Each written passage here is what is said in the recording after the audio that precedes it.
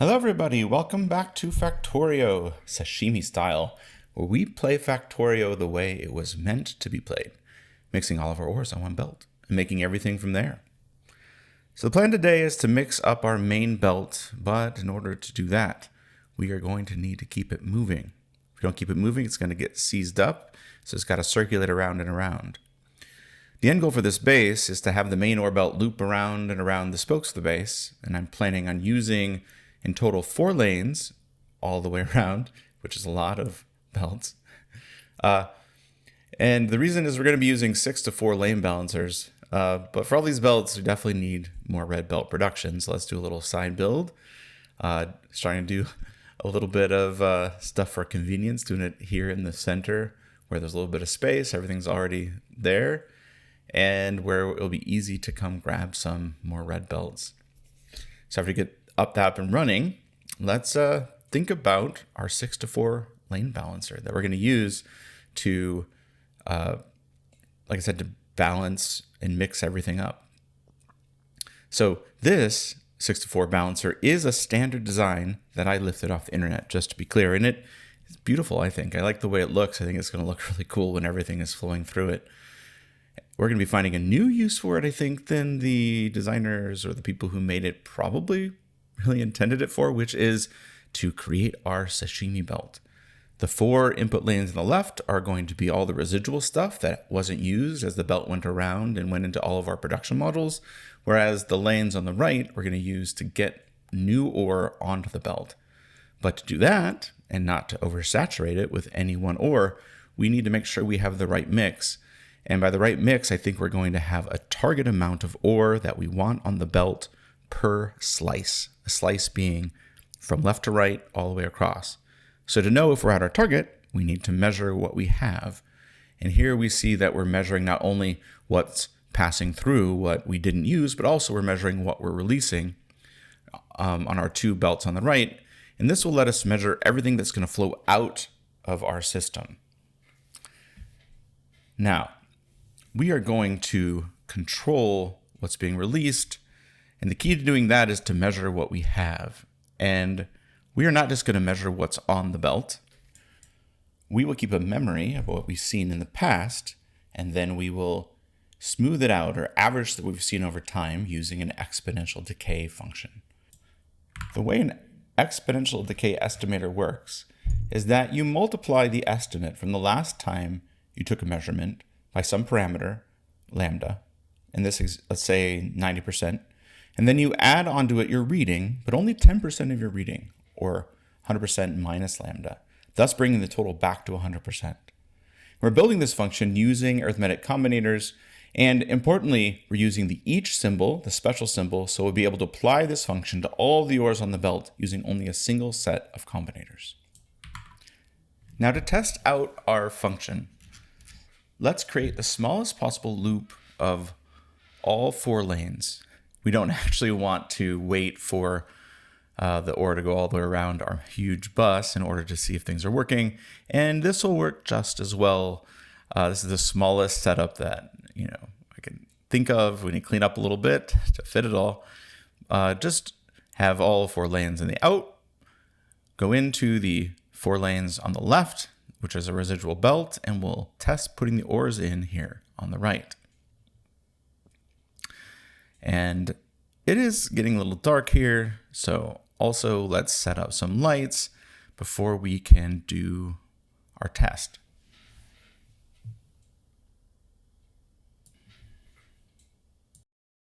Now the first test is just to watch what happens when we input a single ore. We'll use our coal ore here because it is the closest. We will see this 6-4 splitter at play. It takes input from just 2 belts and evenly distributes that input across all 4 output belts, just the way that it is advertised, which is great. I try to set the condition here. I notice things aren't quite working yet, but we'll get back to this in a second. I'll just fix it in the background for now. All right, we have fixed the combinators off screen, but the ore is still flowing in. There's something not quite right with our condition here. We need to fix it. First of all, it's outputting an E of 1 if the condition is met. And we need to change that to coal. And if coal is less than 5 or greater than 5, it should stop, and less than 5, it should enable. So we have all our coal in the belt, and we see we have finally disabled our inputs. We're not putting anything more on there, but there sure is a heck of a lot on there. So let's simulate using it by just taking it off the belt up here on top. We'll just put a couple arms, inserters up here, and insert the existing coal into some boxes. And again, this just simulates using the resources on the belt. And eventually, as we drain the belt, we'll be able to check that our control function is actually working on the release part of the belt. There we go.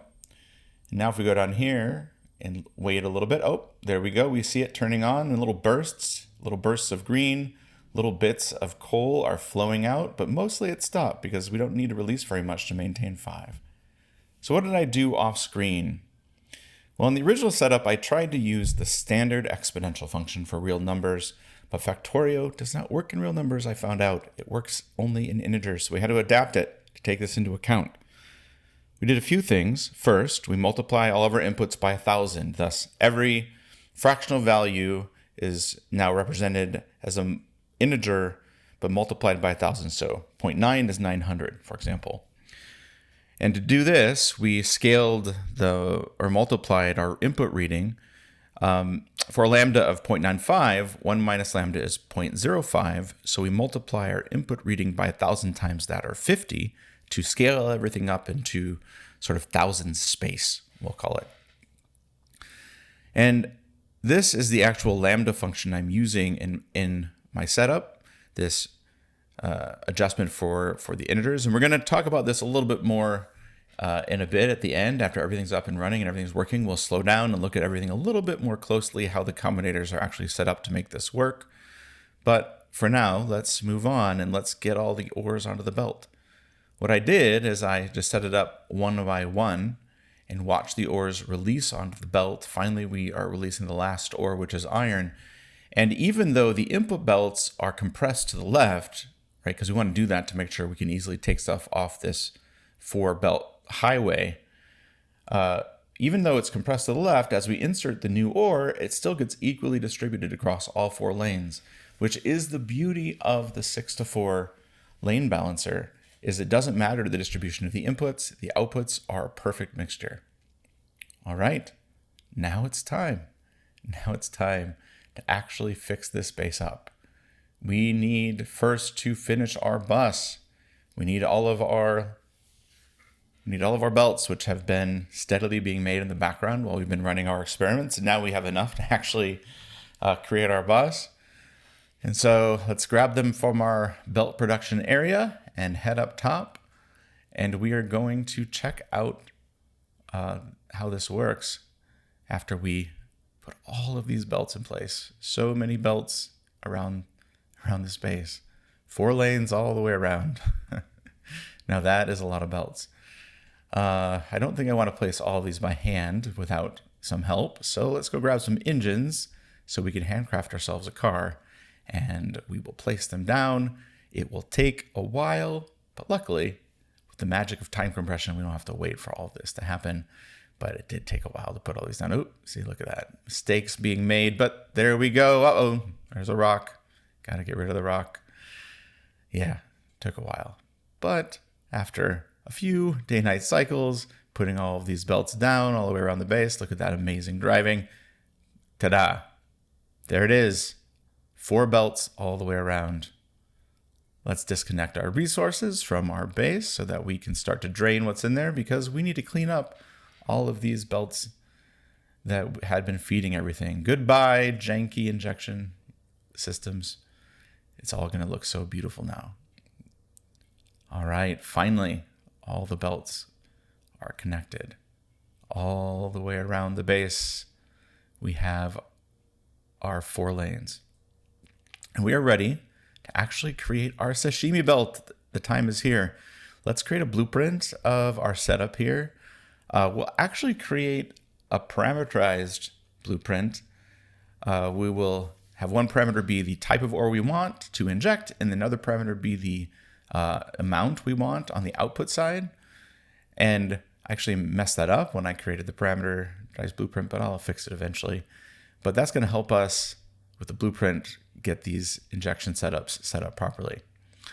First, for this first injection point, we're going to go ahead and inject both our coal and our stone. Like, we don't need more than just a partial yellow belt of coal and stone into the system. So it's not going to be a problem at all to use this first setup to get both. We just need another combinator. We want one combinator for each ore type. And we see here the benefit or the value of using that each setup in our combinators above.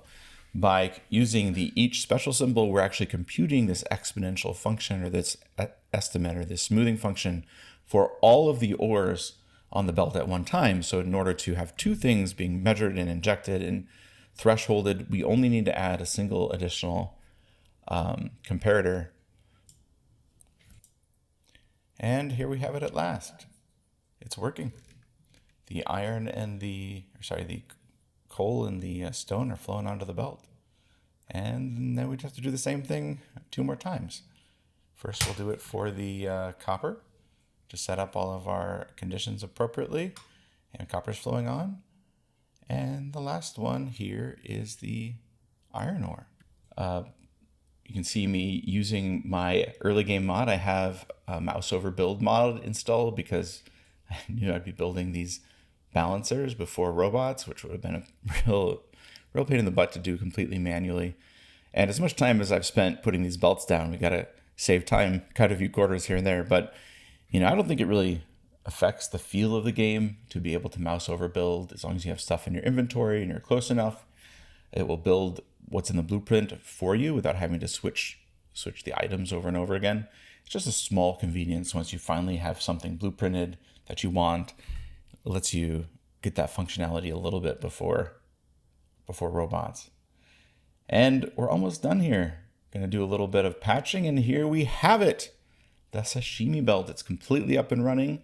We have a dedicated input for copper, a dedicated input for iron, and we have a shared input for coal. And we see at the iron intake, almost all of the iron is off the belt, but by the time it gets up to the output, we have plenty of iron mixed in across all these lanes.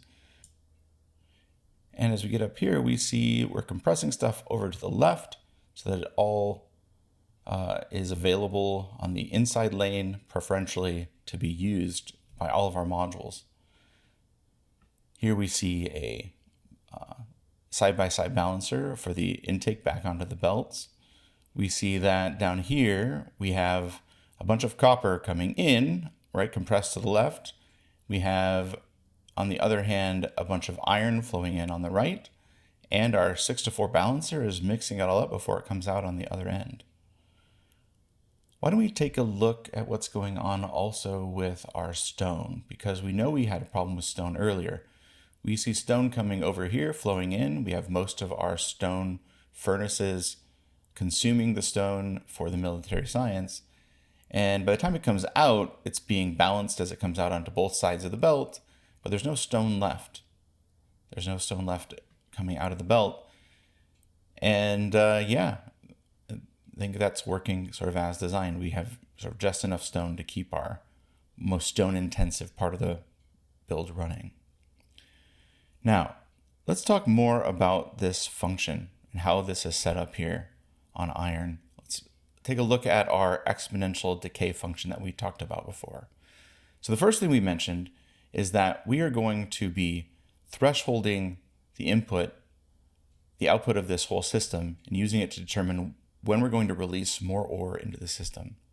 Now, the measurements of the input are all being measured on these measurers that are going across the belt, and they are flowing through a combinator into our exponential decay estimator, right? If you remember, we have 60 measurements per second. Those measurements are bursty, they're very noisy. We don't want to use them just the raw measurements coming off the belt. We really want to ensure that the input signal into our decision about when to release stuff is sort of more controlled than that. Now let's start our exploration of this system by looking at the actual control. Like, why are we getting these bursts? Well, what we see is that our iron ore is going up and down around 14, and as it gets burst onto the belt, it goes over 14, and then as it's shut off, it goes under 14. Now, the actual ore that we're releasing at any given moment is actually a bit more than 14 at a time. We're definitely releasing more than 14 ore at a time, but we want the average coming out the backside to be 14, right? And we see that even though we're releasing it in bursts, it's pretty well mixed on the other side coming out. So let's look at how we do this. So we see that we have a pretty sort of slow up and down motion on the ore that we're reading coming out of our estimator. On the other hand, if we look at the actual wires coming out of here, it's not going directly into there, but it's going through our combinators above. And all of these measurements, right, we're measuring a total of 8 belt sections are flowing into this combinator. You can see that they're really all over the place. They're much, much less smooth than the numbers we're seeing in our decider that's deciding when to release things. So we are multiplying these by 50 coming out the other end, right? This first combinator is multiplying them by 50, and multiplying them by 50 is moving them into a space where they're 1,000 times larger measurement. Because remember, we're only taking 5% of our input measurement into our function, which is why we're multiplying the inputs by 50 in this first combinator. And if you look at where this is going, right? If you look at where it's going into a second combinator, which is combining the measurement, right? There's one red wire going in, as well as a red wire from this combination of combinators on the right-hand side. And the combination of combinators on the right-hand side has the output of our estimator looping back up there. So they're taking 95%, which is why you see 95 multiplied by 95 divided by 100. That's our way of taking 95% of that output and flowing it back in. So we take 95% on the right, 5% times 1,000 on the left, add them together in the system, right? Because 2 red wires going into the same point get added together by default. And that gives us an estimate in the thousands coming out of our function. Finally, divide by 1,000 to convert back, right? Convert back. And our converted back number is what's going to be used to control the release, right? Our converted back number we see is back down into our normal digits. And that's how this works. If we walk up to we have this whole system, right? If we walk up here, we see this whole system is repeated for copper, right? Exactly the same. And it's basically also repeated for stone and coal, except in this case, we actually sort of combined 2 input modules into one because we know we need a lot less of them. So there's no need, right? Slightly more coal or slightly more stone is being released than coal. And yeah. Looking amazing. Seeing all this sashimi on the belt. Looking good. We have 5 stone and 3 coal. Now, let's say we wanted to check our actual amount of ore that we have on our belt. And we'll do that by setting up some measurement here using red wire. We'll just go across. We'll take 3 down. We'll call that 3 bus segments. And set up a arithmetic combinator just to not really do anything, but just to see what's there. Connect that up. And we also need some power. And we'll set this combinator to do pretty much nothing. We'll take each value and multiply it by 1 and output each value.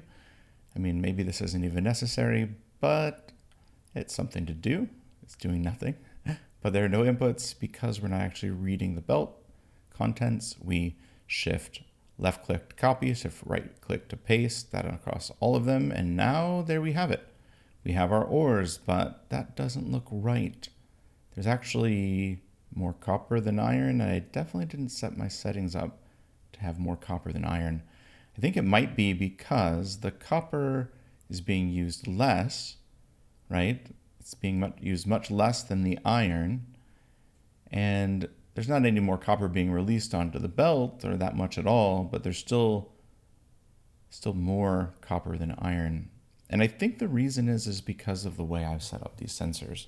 I don't think I want these extra sensors on the right, because if you think about it, we just want to measure one belt segment. And one belt segment is one sensor reading all the way across all 6 lanes. We want to read what we release as well as what is there, but we're sort of double reading what we're releasing. And double reading what we are releasing is, I think, making it so we're not releasing enough. So I'm going to fix it by getting rid of these extra readings and fixing these wires up. And now we're reading one all the way across. Now, we want to think about our output as one belt or one bus segment, which is 4 belt segments, which is 32. We are releasing 14 iron, or we're set at 14 iron per bus segment, so 14 out of 32. And when we're and above, I see our copper, we'll fix that later. That also needs to be fixed, but let's just see if the iron has been fixed. And we would expect 14 times 3 here, or around 42 on average. And that is looking much closer. It's going up and down, above and below that a little bit, but the average looks about right. And so I think that looks good. And that's it. That's it for this episode of Factorio Sashimi Style. I think we made a lot of good progress here. And off screen, I've been looking at these production modules. They're looking good. This bus really works well. I'm looking forward to growing the factory next time. What do you think of Factorio Sashimi Style? Let me know in the comments. And of course, like and subscribe, all that good stuff. Goodbye.